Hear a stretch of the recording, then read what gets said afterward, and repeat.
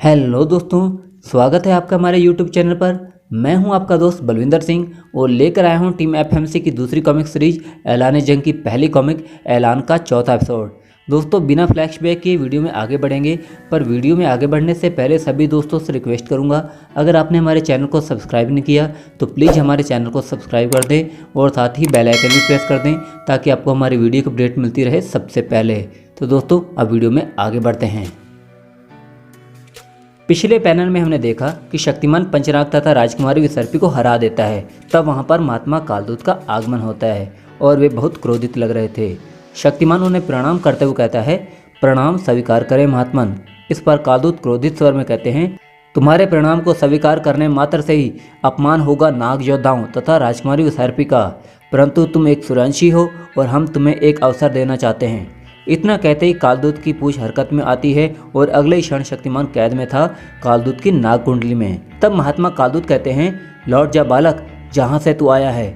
हम महात्मा कालदूत हैं और महात्माओं का स्वभाव ही क्षमा करना होता है, इसलिए जो विनाश तूने नागद्वीप में मचाया है उसे तुम्हारी भूल समझकर हम क्षमा करते हैं, क्योंकि तुम न सिर्फ एक सूर्यवंशी हो बल्कि मानवता के रक्षक भी हो। शक्तिमान कालदूत की मंशा समझ चुका था। वह कहता है, हम श्रेयांशियों में भी गुरुओं का स्थान सबसे ऊंचा होता है महात्मन, और उन्हीं गुरुओं के आदेश के अनुसार मैं यहाँ आया हूँ और जिस उद्देश्य के लिए यहाँ आया हूँ उसे पूरा करना मेरा धर्म भी है और मेरा कर्म भी, चाहे अंजाम जो भी हो। आगे वह कहता है, आपकी इस जकड़ से मैं पल भर में छूट सकता हूँ महात्मन। इतना कहकर शक्तिमान कालदूत की कैद से ट्रांसमिट होकर आजाद हो जाता है और अगले ही पल रिफॉर्म होकर कालदूत को उठा लेता है अपने हाथों में और फेंक देता है किसी तिनके की तरह और कहता है, अब मैं आपको कोई मौका नहीं दूंगा। महात्मा कालदूत शक्तिमान की प्रशंसा किए बिना नहीं रह पाते। वे कहते हैं, अद्भुत हैं तुम्हारी शक्तियाँ बालक। हमें प्रसन्नता है कि सूर्यवंशियों ने तुम जैसे शक्तिशाली मानव को मानवता की रक्षा के लिए चुना है, परंतु तुम इस समय हमारे शत्रु हो और शत्रु के साथ युद्ध किया जाता है। बचो हमारे अस्त्र से। इतना कहकर वे अपने त्रिशूल से शक्तिमान पर प्रचंड अग्नि वार करते हैं। कालदूत के इस वार से बच तो गया शक्तिमान, पर अगले वार से ना बच सका। महात्मा कालदूत वार करते हुए कहते हैं, कोई भी अवसर नहीं देंगे अब हम तुम्हें। अवसर देने का मतलब है पराजय, क्योंकि हम पंच तत्वों की शक्ति को भलीभांति जानते हैं। चीर चला और कालसर्पी हथियारों से निकली ऊर्जा शक्तिमान पर भारी पड़ रही थी। तब शक्तिमान सोचता है, महात्मा होने के साथ साथ एक असाधारण योद्धा भी हैं ये। इन्हें परास्त करने के लिए अपनी संपूर्ण शक्ति लगानी होगी मुझे। इतना सोचते हुए शक्तिमान अपनी लेजर किरणों का वार महात्मा कालदूत पर करता है। शक्तिमान की शक्तियां देख पुनः प्रशंसा किए बिना नहीं रह सके कालदूत।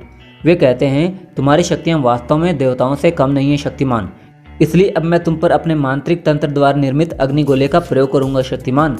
इससे तुम्हें सिर्फ अग्निदेव ही बचा सकते हैं। अग्निगोले की शक्ति का प्रहार करने से पूर्व कालदूत अपने कहे कथन को भूल गए थे कि शक्तिमान में पंच तत्वों की शक्ति है और इन्हीं पंच तत्वों में से एक तत्व है अग्नि, जिसे शक्तिमान स्वयं में धारण कर सकता है तथा नियंत्रित भी कर सकता है। उस अग्निगोले को अपने हाथों में थाम लिया था शक्तिमान ने। फिर वह कहता है, समस्त अग्नि अग्निदेव का ही प्रतिरूप है। उन्हीं रूपों में से एक पंच तत्व की अग्नि रूप भी है, मेरी शक्तियों का आधार भी।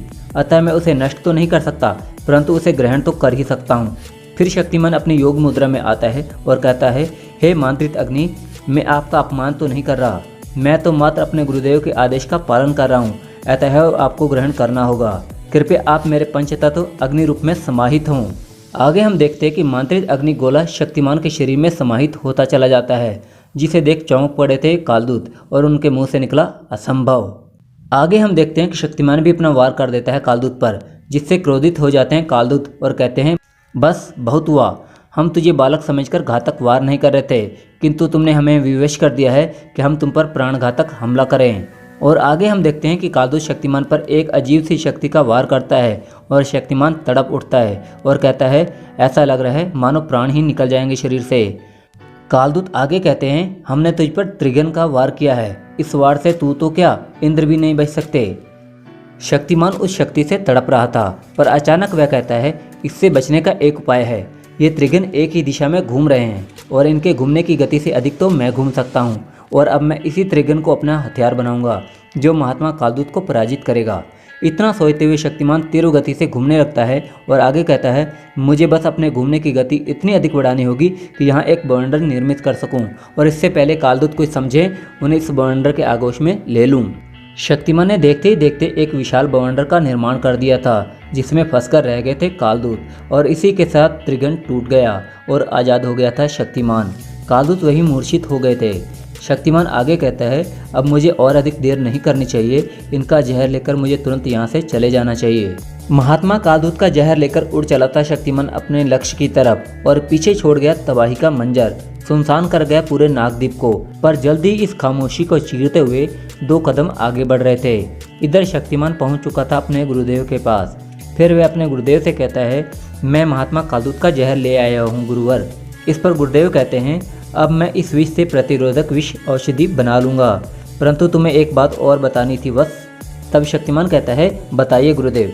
इस पर गुरुदेव बताते हैं, ये विष वैसे तो सर्पों के राजा देव कालजयी का विष है, किंतु एक मानव और है जिसकी रगों में ये विष दौड़ता है, और शायद उसी के साथ मिलकर किलविष ने ये विष हम पर प्रयोग किया है। तब शक्तिमान पूछता है, कौन है वो गुरुदेव? तब गुरुदेव कहते हैं, नागराज। यह नाम सुनते ही शक्तिमान की आंखों में क्रोध के गोले तैर रहे थे। आगे हमें मिस कलर की लैब में किलविष के अक्स का दृश्य दिखाया जाता है, जो कहता है, कितना समय और शेष है तुम्हारे और मेरे दुश्मन की मौत में। इस पर मिस कलर जवाब देती है, बस महामहिम, क्लोनिंग की प्रक्रिया अपने अंतिम चरण पर है। आगे वह कहती है, या तो वो हमारी योजना अनुसार आपस में लड़कर मर जाएंगे या फिर उन्हें मारेगी उनकी ये मौत। इतना कहते दृश्य दिखाया जाता है उस लैब के उस जार का जिसमें क्लोनिंग प्रक्रिया चल रही थी। इधर नागद्वीप का दृश्य दिखाया जाता है जहां नागराज बेहोश विसर्पी के पास बैठा है। वह कहता है, ये कैसे हो सकता है? महात्मा कालदूत विसर्पी, पंचनाग और नाग सैनिकों को पराजित कर सके, ऐसा कौन हो सकता है? बताओ विसर्पी, बताओ, कौन है वह जिसका इतना दुस्साहस हुआ है? तब राजकुमारी विसर्पी को थोड़ा होश आता है और वह लेती है एक नाम, शक्तिमान। यह सुन नागराज प्रतिध्वनि के रूप में चिल्लाता है यह नाम, शक्तिमान। और इसी के साथ ऐलान जंग की ये पहली कॉमिक यहीं पर समाप्त होती है। क्या शक्तिमान और नागराज आपस में लड़कर मर जाएंगे और मिस कलर की चाल कामयाब हो जाएगी? आखिर मौत का कौन सा नया रूप तैयार कर रही थी मिस कलर अपनी लैब में? सवालों के जवाब मिलेंगे आपको हमारे नेक्स्ट एपिसोड में। आपको हमारी आज की वीडियो और ये कॉमिक्स कैसी लगी हमें कमेंट बॉक्स में ज़रूर बताएं। वीडियो को लाइक करें और अपने दोस्तों के साथ शेयर करें, और यदि चैनल पर नए हैं तो चैनल को सब्सक्राइब भी कर दें और अपने दोस्तों को भी सजेस्ट करें। और हाँ दोस्तों, आप हमें हमारे फेसबुक पेज और इंस्टाग्राम पर फॉलो करना ना भूलें, लिंक आपको डिस्क्रिप्शन में दे दिया गया है। अब लेते हैं विदा और मिलते हैं अगली नई वीडियो में। नमस्कार।